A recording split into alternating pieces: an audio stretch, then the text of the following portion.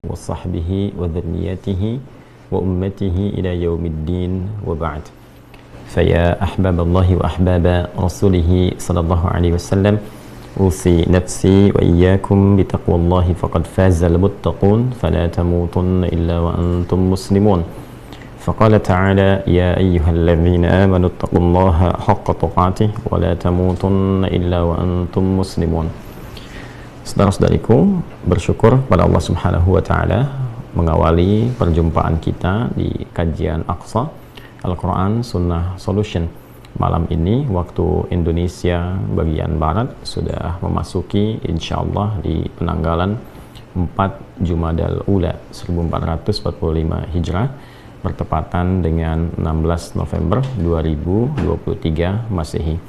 Semoga Allah Subhanahu wa Ta'ala sampai dengan detik ini memuliakan kita semua, menyehatkan kita semua, melindungi kita semua, dan tentu saja lebih daripada itu, semoga Allah senantiasa memberikan bimbingan kepada kita sehingga mampu menata setiap aktivitas kita dengan baik dan dalam rangka menyiapkan bekal untuk menuju hisab pertemuan dengan Allah Subhanahu wa Ta'ala untuk mempertanggungjawabkan segala yang telah kita kerjakan demi menunaikan misi besar di muka bumi ini. Untuk itu mari kita kembali mengkaji lagi pedoman yang telah Allah tuntunkan melalui Rasul mulia Nabi Muhammad SAW yang bukan hanya menjelaskan kepada umatnya tapi juga memberikan keteladanan, memberikan tuntunan sehingga mudah kemudian untuk kita pelajari, kita pahami, kita ikuti dalam kehidupan kita. Dan tentu saja semua pedoman dan tuntunan itu bersumber dari firman Allah Subhanahu wa Ta'ala Al-Quran sebagai pedoman berkehidupan, lalu kemudian detailnya kita temukan dalam penjelasan hadis-hadis serta sunnah Rasulullah SAW. Untuk mengakses itu semua di dalam Islam, alhamdulillah kita punya dokumentasi yang tersambung, hingga kita namakan itu berdasarkan dari penjelasan ulama-ulama kita terdahulu dengan nama ilmu yang bersanad, yaitu dokumentasi pengetahuan yang tersambung di setiap eranya hingga menuju ke titik asalnya, sumber utamanya yaitu Rasulullah SAW, yang insya Allah semua itu bisa kita dapatkan sekarang dengan sangat mudah dan insya Allah sangat lengkap sehingga bisa memudahkan kajian kita dalam setiap ruang, waktu, dan situasi. Kini dengan izin Allah Subhanahu wa Ta'ala kita akan sambungkan pembahasan kita di malam ini di surah Al-Baqarah, masih surah yang sama namun ayatnya insya Allah sekarang masuk di ayat yang ke-43. Dan mohon izin bila kami mengingatkan di awal kajian ini bahwa kajian malam hari ini barangkali durasi waktunya akan sedikit terbatas karena kita hanya akan berhenti di waktu Isya. Ba'da Isya ada kegiatan yang harus kita kerjakan teman-teman, karena itu mohon untuk fokus pada titik kajian ini sehingga ada satu pemahaman yang utuh, kemudian ketersambungan dengan pembahasan-pembahasan sebelumnya insyaallah. Langsung saja, a'udzubillahi minasyaitonirrajim, bismillahirrahmanirrahim, di surah Al-Baqarah di ayat ke-43. Allah Subhanahu wa Ta'ala berfirman, wa aqimus salata wa atuz zakata wa raka'u ma'ar raki'in. Dan tunaikanlah oleh kalian salat dengan benar, keluarkanlah zakat dengan tulus, serta ruku'lah, tunduklah, patuhlah kepada Allah sebagaimana orang-orang yang lain tunduk dan patuh kepada Allah Subhanahu wa Ta'ala. Teman-teman, kita telah bahas di pertemuan-pertemuan sebelumnya bahwa rangkaian ayat-ayat ini terkorelasi dengan sikap dan sifat kalangan atau komunitas Yahudi khususnya yang mereka bekerja sama dengan orang-orang munafik di kalangan masyarakat Madinah dalam membangun koalisi, juga membangun persepsi, dan dalam saat yang bersamaan juga melakukan tindakan-tindakan atau memunculkan juga karakter-karakter yang bertentangan dengan kesepakatan yang telah dibangun, baik itu bersama Nabi SAW ataupun juga kesepakatan umum yang didokumentasikan dalam Piagam Madinah. Itu kesepakatan semua unsur yang ada di Al-Madinah Al-Munawwarah dalam rangka membangun negeri. Jadi jangan diposisikan sikap-sikap Yahudi dan beberapa kalangan munafik yang hadir pada saat itu di Al-Madinah Al-Munawwarah hanya head to head atau juga face to face dengan Nabi Sallallahu Alaihi Wasallam. Tapi kita pahami dengan satu pemahaman yang lebih luas, lebih utuh, bahwa entitas yang ada pada masa itu adalah satu entitas berbangsa, bernegara yang telah membangun kesepakatan untuk meletakkan dasar kesamaan visi bernegara dalam satu kesepakatan dan komitmen yang diberi nama dengan Piagam Madinah. Jadi tindakan-tindakan yang muncul dari kalangan-kalangan Yahudi pada masa itu, ataupun juga kaum munafik yang dikomandoi oleh Abdullah bin Ubay bin Salul pada masa itu, Yahudinya ada Ka'ab bin Ashraf, kemudian munafiknya ada Abdullah bin Ubay bin Salul. Dan nanti segala keterangan terkait ini bukan hanya ayat, kemudian juga hadis atau kitab-kitab yang didokumentasikan oleh para ulama dan tersambung sampai dengan ke kita, tapi ini akan diperkuat oleh situs-situs yang sampai saat ini masih bisa kita temukan jejaknya di dalam kehidupan masa lalu yang tersambung pada keterangan-keterangan Al-Quran dan Sunnah ini, dan semua situs itu masih terdokumentasikan dengan sempurna semua keadaannya di area Al-Madinah Al-Munawwarah sampai dengan kini, seperti bentengnya Ka'ab bin Ashraf atau beberapa situs tentang kejadian-kejadian yang diberitakan ini. Jadi saya selalu ingin mengatakan bahwa kalau ayatnya sudah jelas dibacakan, hadisnya juga tegas diseleksi dan terbukti validitasnya, kemudian juga tokohnya dilacak lewat sejarah ditemukan, dan situsnya sampai sekarang masih ada, maka apalagi yang membuat kita ragu tentang kebenaran isi Al-Quran, kebenaran sabda Nabi Muhammad SAW, dan yang lebih penting adalah bagaimana kebenaran isi itu memberikan pedoman berkehidupan kepada kita, bagaimana bersikap, bagaimana kita mendekati Allah, dan bagaimana kita menjalani kehidupan di muka bumi ini. Nah, kembali lagi di ayat ke-40 kita telah sampaikan jauh-jauh pertemuan sebelumnya bahwa Nabi Muhammad SAW dibimbing oleh Allah Subhanahu wa Ta'ala untuk beradaptasi dengan lingkungan baru yang di Mekah notabene tidak ditemukan keadaan itu. Ya, tidak ditemukan banyaknya Yahudi, seperti pernah saya sampaikan bahwa Yahudi banyak menunggu sebetulnya kedatangan Nabi di Madinah, tidak di Mekah, karena mereka melihat bahwa peluang untuk mendapatkan kenyamanan di Madinah lebih tinggi. Tempatnya cukup strategis, mereka mengambil bagian utara seperti sering saya sampaikan. Kemudian juga mereka akan mendapati peluang kenyamanan lebih karena tidak mempersamai Nabi, ya, sekali lagi tidak mempersamai Nabi dalam fase awal perjuangan, yang itu butuh tenaga ekstra, banyak tantangannya, banyak rintangannya, banyak persekusinya, bahkan tidak jarang menghasilkan atau juga menghadirkan eksekusi-eksekusi, ya, tapi mereka menunggu fase-fase kenyamanan yang berada di daerah utara Al-Madinah Al-Munawwarah atau Yathrib kala itu dinamakan tempatnya.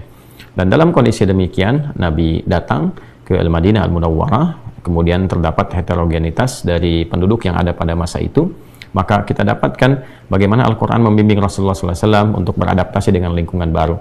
Ya, bagaimana Nabi dibimbing oleh Allah Subhanahu wa Ta'ala untuk mengkhitab, ya, mengajak berkomunikasi pada kalangan masyarakat Yahudi misalnya dengan mengingatkan kembali atas klaim yang mereka telah sering utarakan, deklarasikan bahwa mereka keturunan seorang Nabi yang soleh, yang dekat dengan Allah, Bani Israel, kan, orang-orang yang mendekat kepada taubat, kemudian inna hudna ilaika, seperti yang paling saya sampaikan, Quran surah ke-7 ayat 156 itu.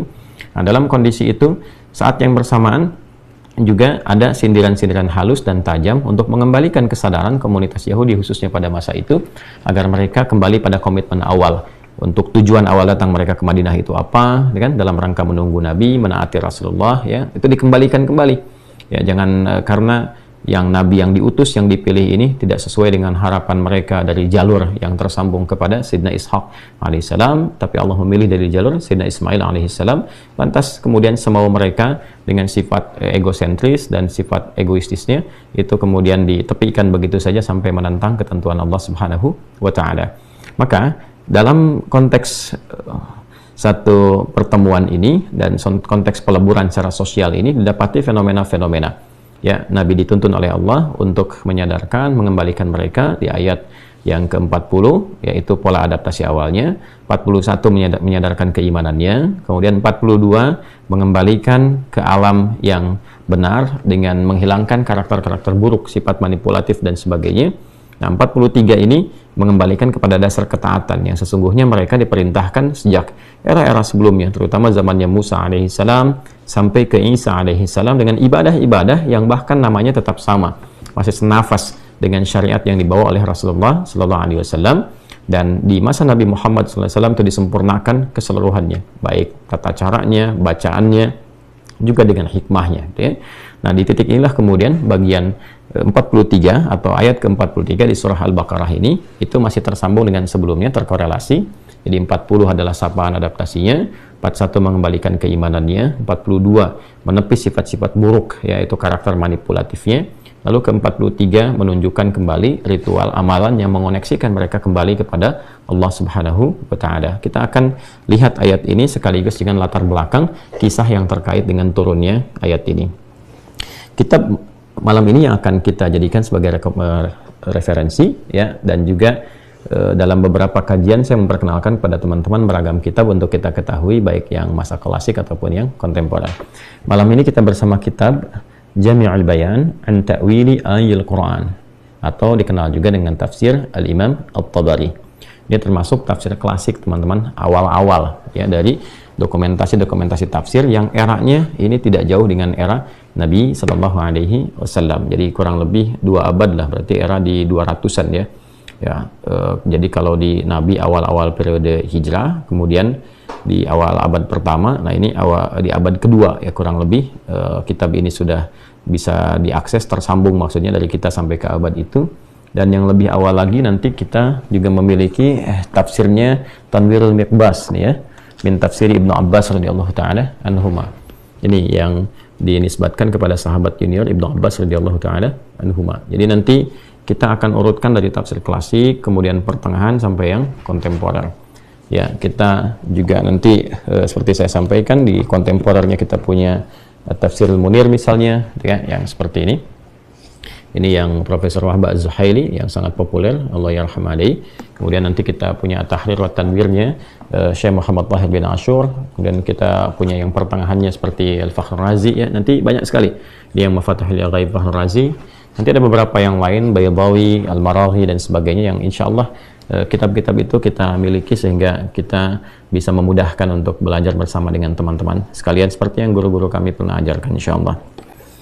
Baik, bismillahirrahmanirrahim. Qala al-musannif rahimahullahu ta'ala, penulis kitab ini yaitu Al-Imam At-Tabari menyampaikan al-qawlu fi ta'wili qawlihi ta'ala, keterangan ulama terkait dengan firman Allah Subhanahu wa taala yaitu di Al-Baqarah ayat 43, wa aqimus salata wa atuz zakata warka'u ma'ar raki'in, dan tunaikanlah oleh kalian salat dengan benar serta keluarkanlah zakat dengan tulus dan ruku'lah engkau bersama orang-orang yang ruku'. Qala Abu Ja'far, berkata Imam Abu Ja'far rahimahullahu taala, dzikra anna ahbar al-yahud wal munafiqin kanu ya'muruna an-nasa bi aqamis shalah. Kita teruskan dulu bacaannya supaya tidak terputus. Wa ita'iz zakah wa la yaf'aluna. فأمرهم الله تعالى بإقام الصلاة مع المسلمين المصدقين بمحمد صلى الله عليه وسلم وبما جاء به وإيتاء زكاة أموالهم معهم وأن يخضعوا لله ولرسوله كما خضعوا. Baik. Qala Abu Ja'far, berkata Imam Abu Ja'far rahimahullahu taala, dzukira, disebutkan atau tersebut, anna ahbar al-yahud wal munafiqin, bahwa para elit, ya, para pemuka orang-orang Yahudi, wal munafiqin, dan orang-orang munafik. Saya tadi sampaikan di awal, teman-teman sekalian, tokoh-tokoh Yahudi ini ada kalangan-kalangan elitnya seperti Ka'ab bin Ashraf gitu kan, dan beberapa juga yang lain. Lalu juga ada kalangan elit di kalangan munafik. Jadi kalau kita petakan di Madinah Al-Munawwarah itu, dari heterogenitas penduduknya kita dapati, ya, jadi kan penduduknya itu beragam, ya, heterogen, bahkan beragam suku. Jadi kalau kita bagi, di sini ada muhajirin, ya, ini yang pendatang yang berasal dari Mekah, yang berhijrah, ya, bersama Nabi Sallallahu Alaihi Wasallam, ataupun yang sebelumnya telah sampai sebagai pendahulu ke Yathrib atau di Al-Madinah Al-Munawwarah. Kemudian di sini ada Ansar. Ini penduduk Madinah yang spesifik disebut atau disifati menyambut kalangan muhajirin dan juga memberikan pendampingan, juga melakukan persaudaraan dengan kalangan muhajirin. Dan ini terdapat beberapa suku Asli, dalam kata asli itu yang telah bermukim lama di sana, ya. Telah bermukim lama. Kalau asli secara turunan sampai ke Yathrib, itu sulit untuk kita lacak dan kita temukan kembali. Tapi setidaknya kita bisa melacak dua suku besar yang khususnya ada di wilayah selatan, yang tersambung nanti genealogi mereka atau silsilah mereka ke Yaman. Misal yang paling populer kita kenal itu ada Aus misalnya, gitu kan? Ada Khazraj misalnya, gitu kan? Ada bani-bani yang lainnya lagi dan seterusnya, itu banyak sekali. Ini yang oleh Nabi SAW pertama kali dipersaudarakan. Ya, dan diprovokasi lagi oleh Yahudi untuk berpecah kembali. Nanti ada suku-suku yang lain lagi cukup banyak sekali. Dalam beberapa kesempatan, teman-teman kalau main ke museum di Madinah, dulu itu di Kuba masih ada genealogi atau silsilah-silsilah suku-suku Madinah lengkap sekali. Di Museum Kuba itu dekat dengan Masjid Kubanya. Hanya sekarang direnovasi, terus depannya dibikin taman, sehingga semua yang terkait dengan Madinah itu pada umumnya sekarang berbagai macam dokumentasinya dialihkan ke museum khusus ya di Al-Madinah Al-Munawwarah, atau juga bisa kita akses yang dekat Masjid Nabawi itu. Di situ ada beberapa hal yang menjadi miniatur-miniatur kehidupan masa lalu. Baik teman-teman sekalian. Nah, nanti saya gambarkan di sini ada penduduk Madinah pada umumnya yang beragam, ya, yang tidak kita sifati dengan ansar. Ya, kalau ansar itu kan artinya menolong dengan tulus, kan, menolong dengan lengkap, kan, membangun persaudaraan, itu ansar sifatnya. Ada lagi kalangan-kalangan yang lain, kan, yang satu dia bisa dikatakan pura-pura berislam, mengatakan Islam dengan lisannya tapi tidak dengan iman dan perilakunya, maka disifati oleh Al-Quran dengan kalangan munafik. Ya. Ada lagi nanti golongan Yahudi. Nah, ini saja gambaran besarnya gitu ya. Ini gambaran besarnya. Nanti yang kufur yang lain kan masih ada juga, yang dia tidak termasuk dalam golongan Yahudi, tapi juga dia belum berislam dan tidak juga disifati dengan munafik. Yang kelak nanti keseluruhannya, ini yang paling menarik dalam jangka waktu 10 tahun, ini memeluk Islam. Ya, dengan cara-cara yang damai, cara-cara yang memahamkan, yang mereka juga membaca dengan intelektual mereka. Artinya, kemampuan mereka yang mungkin tidak seperti sekarang, banyak akses informasi, bisa melakukan verifikasi kebenaran, ya mereka hanya menerima dengan kadar akalnya, kemudian juga menerima dengan kadar imannya, lalu menemukan kebenaran Islam yang secara akhlak bisa mereka bandingkan, secara ilmiah bisa mereka bandingkan dengan klaim keyakinan yang lain, dan dari situ memutuskan mereka untuk berislam. Sehingga kelak di Madinah itu isinya semua Muslim. Maksud saya berbicara seperti ini, kalau dengan orang dahulu saja tidak menemukan akses yang luas untuk memverifikasi satu informasi dan kebenaran seperti saat ini didapatkan, tapi mereka bisa menemukan kebenaran sejati, mengapa penduduk dunia sekarang dengan semua akses yang bisa dilakukan, semua alat verifikasi dan instrumen-instrumen kebenaran yang bisa digunakan untuk mengecek segala hal, itu tidak bisa membaca sebuah kebenaran seperti orang dulu bisa mendapatinya. Nah, ini faktornya nanti babnya lain lagi. Ada faktor duniawi, materi, ya kebanyakan terikat dengan dunia misalnya, dan faktor-faktor lainnya. Nah, yang saya ingin gambarkan adalah kenapa saya highlight yang ini. Kita nanti akan bisa bahas lagi lebih panjang tentang misalnya komunitas Kristen ada atau enggak dan sebagainya. Itu bisa dibahas terpisah. Tapi saya ingin fokuskan kepada dua ini karena waktu kita yang sangat terbatas, teman-teman. Hanya sampai pukul 7 lewat sedikit saja.